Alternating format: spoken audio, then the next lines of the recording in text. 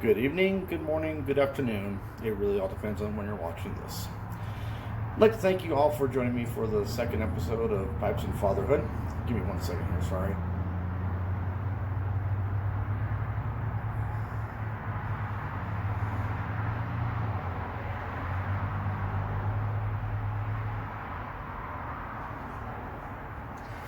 Smoking a little dirt bar tonight, and this stuff can be a pain to get lit sometimes, but it's a hell of a good tobacco.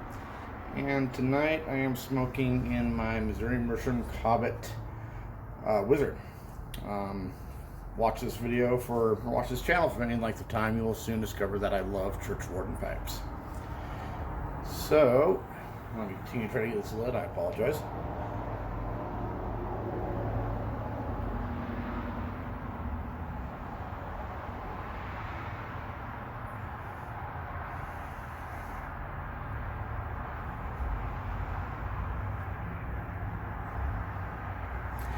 I know I told you all that tonight we'd be talking about traditions and sharing a little tradition I have with my daughter, but sorry, I'm going to change it up a little bit. My wife and I have had a very stressful week this last week with our twins, and I thought that I would mix it up a little bit by talking about fears of a father. I think being a father does come with a lot of fears. I know I have had plenty of fears since I became a father. Sorry guys, this is not going to be the best pipe for tonight, I think.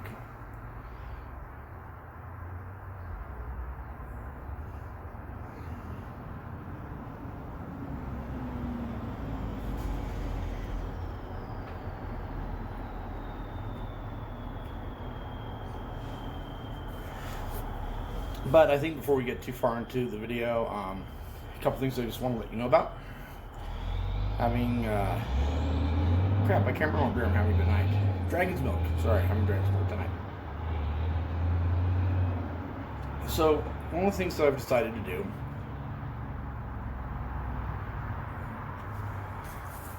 screw it, I'm using the lighter.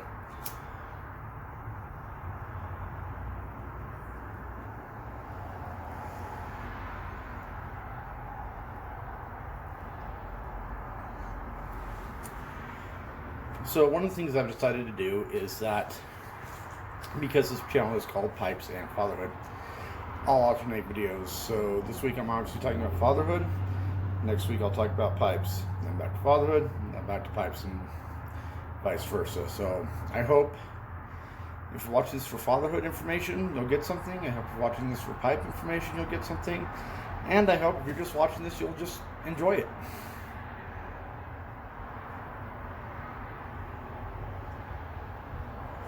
So, as I was saying, my wife and I have had a very stressful week this week with our unborn twins. They had what is called twin-to-twin transference syndrome. I'm not really going to go into all the medical stuff about it because I'd probably just give you more wrong information than accurate information. As I always tell my clients, I am not medical by any stretch of the imagination.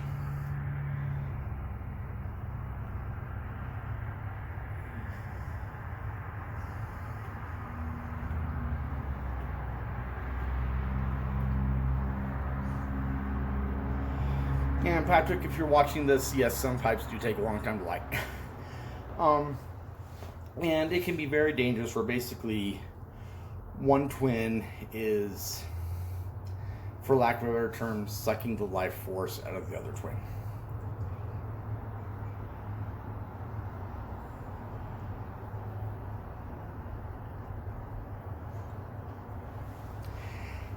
And it's a pretty rare thing to have happen, but it does happen, obviously.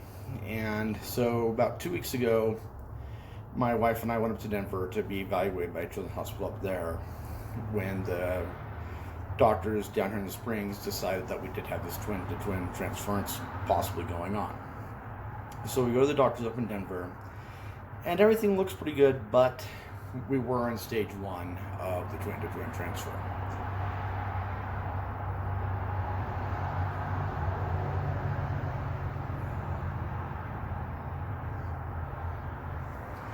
And they gave us all this information about, this percentage chance you could lose both twins, you could lose one twin. We're really at an uncertain stage right now. We don't know what's going on, which for me caused a great amount of fear. I am already attached to my twins. This is our third pregnancy.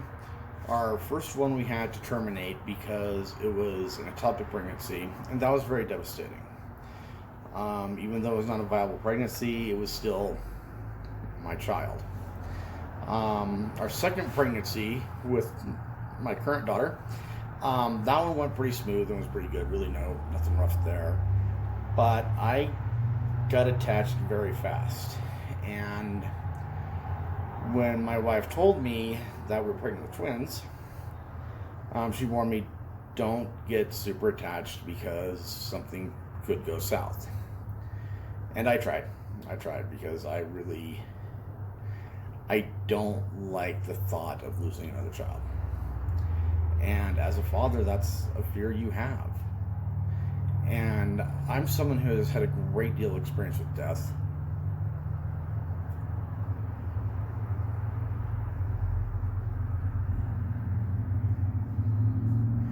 And as such, I thought I handled death pretty good. But I discovered this last week that while I might handle death good, I might not, I really don't know for sure right now. Handling the thought of the mortality of my child is not something I handled well at all. I didn't do anything stupid, but I was definitely very stressed out, very scared. And I was like, maybe I don't handle this stuff as good as I thought I did. So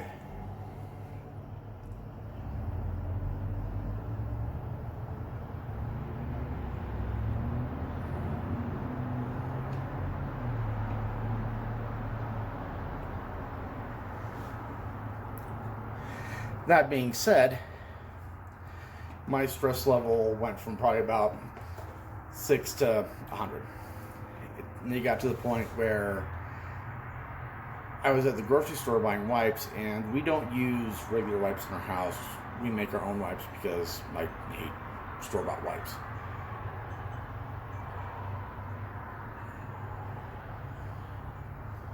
And I pretty much had a panic attack in the store because I didn't know what kind of wipes to buy. And my panic attack was so bad that I was afraid to call my wife and ask her what kind of wipes to buy because I thought she would divorce me over it. Such a stupid question. So fortunately, I have a very supportive sister, and I called her and she helped me out. But it was kind of ridiculous. But that's panic. That's fear. That's part of being human. And one of the things I want with this channel is to try to have as open and honest relationships as I can with you all. Because I think a lot of times on social media, we always put our best foot forward.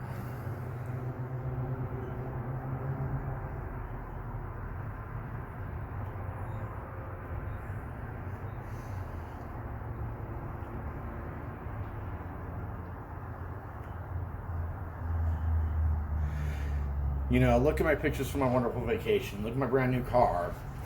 I just got a big fat raise. And while that stuff does happen, some really bad things happen in life too. Friends die. Cars break down. The house looks like shit sometimes. I actually saw a meme not too long ago that was pretty funny. I showed this beautiful kitchen. Finally, I got the dishes done. Meanwhile, in the living room, toys, blankets, crap all over the place. I think it gives a pretty example of what life as a parent is like.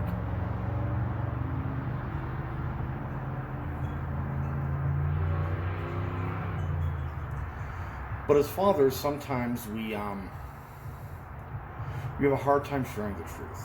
We have a hard time admitting that we're scared. We have a hard time admitting that we don't know what to do. We have a hard time being honest, and we bury those emotions and those feelings. And it's not healthy. It's not safe.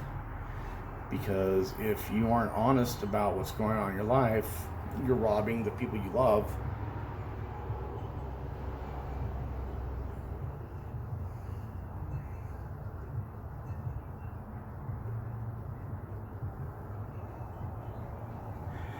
and the people that love you of the opportunity to support you and journey with you in life.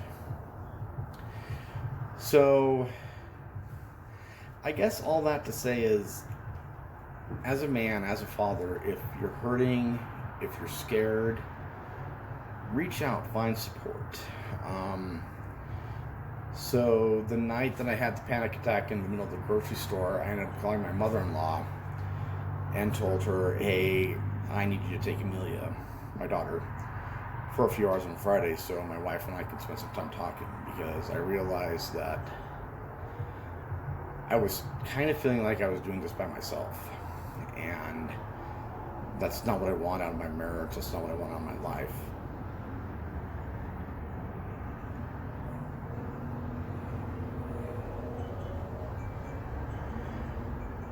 And so that Friday, we had a decent dinner.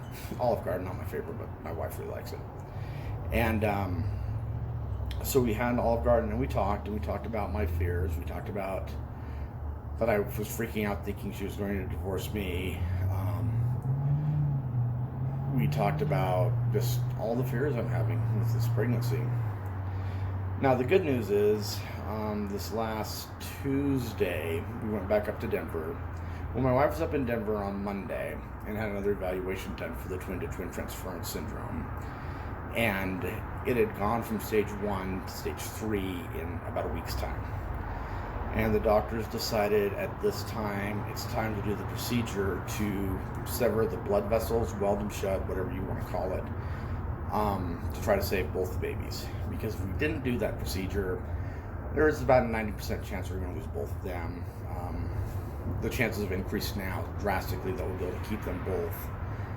And Sarah will be able to get this pregnancy out to closer to full term than what we were thinking originally.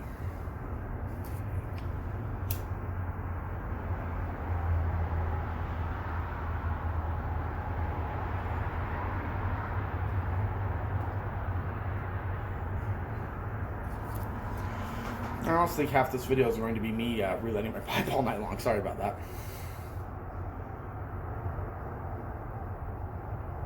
But being a parent, being a husband can be very, very scary. But I also believe it's completely worth it too. So, as a dad, as a husband, please learn to be vulnerable. Learn to share your burdens. Learn to journey with your wife. Because in any healthy marriage, you're going to have good times, you're going to have bad times. And right now, we're going through a difficult time. But we're talking about it, we're supporting each other, and we're loving each other. So that would just be my encouragement as a father and as a husband, to be vulnerable, open up, and share your fears. Because I can pretty much guarantee if you got fears, your wife probably has some fears too. It might be a little bit different than yours, but she's probably got some fears going on.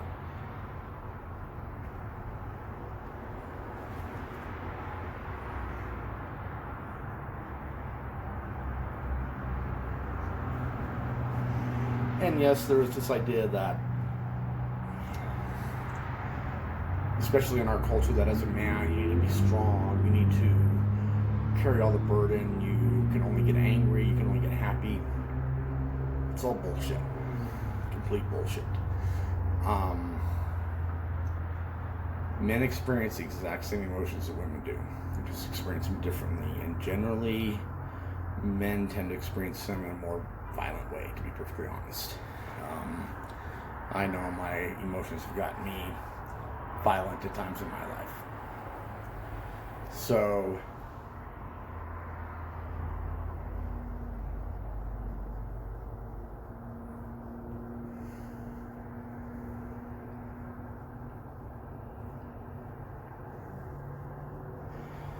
don't be afraid to reach out. Don't be afraid to show your vulnerable side. Because there's something very relieving about showing your vulnerable side. There's something very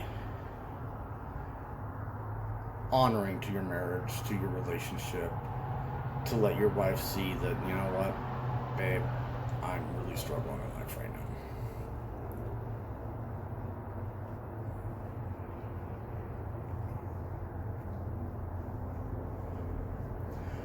So that all being said, I apologize for this video being very rambling and not put together very well, but this is a very emotional topic, and I'm even being vulnerable with you people on YouTube. So, love your family, love your pipe, and be vulnerable. And with that, I bid you all good night, and thank you for watching the second video of Pipes and Fatherhood. Good night.